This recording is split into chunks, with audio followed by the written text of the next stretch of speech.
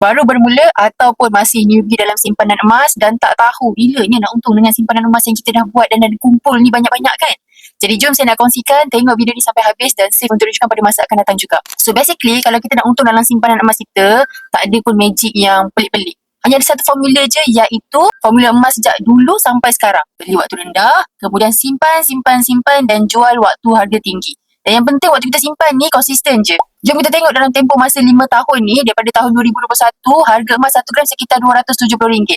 Sekarang 2026, harga tertinggi hari tu RM764 untuk 1 gram. Jadi kalau kita tengok, dalam tempoh 5 tahun ni tuan-puan, kenaikan harga emas dah lebih 180%. Begitu.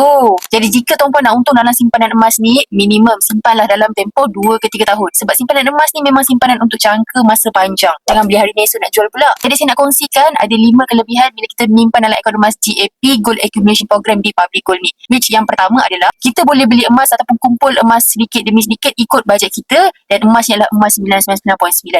Yang kedua, kita boleh buat simpanan secara automatik walaupun bajet kita kecil. Dan yang ketiga, simpanan emas ni sesuai untuk simpanan yang untuk jangka panjang, long term. Dan yang keempat, kalau rasa tak selamat simpan kat rumah, boleh je biarkan gram emas kita tu dalam akaun emas GAP hinggalah kita ready nak physicalkan. Dan semestinya yang kelima, bila kita nak withdraw emas kita tu, boleh je anytime selagi mana balance dalam akaun kita tu cukup. Kalau kata nak keluarkan 5 gram, dalam akaun GAP dah ada 5 gram, boleh je nak keluar bila-bila masa, tak ada masalah. Yang penting tuan-puan sebenarnya, dalam nak mencapai keuntungan ataupun nak buat simpanan emas ni, kita hanya perlu fokus kepada pertambahan gram, bukanlah monitor harga emas semata-mata. Jadi bagi tuan-puan yang nak mula menabung emas dengan strategi yang paling mudah dan selamat, saya boleh bantu bukakan akaun emas GAP tuan-puan. Boleh rujuk pin video saya di profile ataupun isi saja borang sign up di bio saya dan saya akan bantu sebaiknya.